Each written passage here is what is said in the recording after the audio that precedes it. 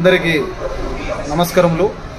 December 23వ తేదీన రైతు జాతీయ దినోత్సవం సందర్భంగా రైతులందరికీ రైతు జాతీయ దినోత్సవ శుభాకాంక్షలు మేము ఎస్డిపిఐ పార్టీ తరఫు నుండి తెలియజేస్తున్నాము.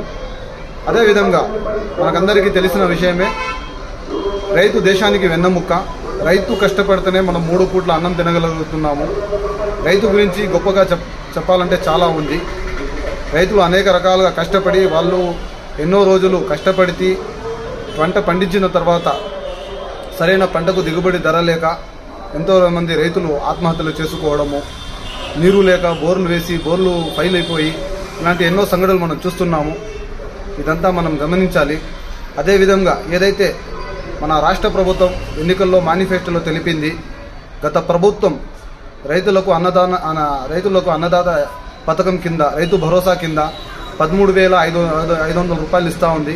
మన ప్రభుత్వం వచ్చిన తర్వాత రాష్ట్ర ప్రభుత్వం మరియు కేంద్ర ప్రభుత్వాలు రెండు కలిపి రైతుల ఖాతాలో నేరుగా 20,000 రూపాయలు ప్రతి ఏటా ఇస్తామని రైతులకు హామీని కల్పించడం జరిగింది.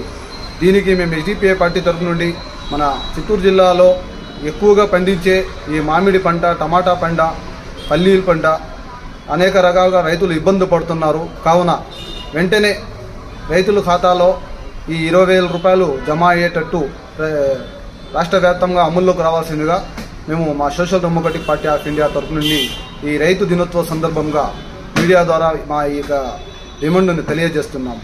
జై ఎస్డిపిఐ, జై కిసాన్.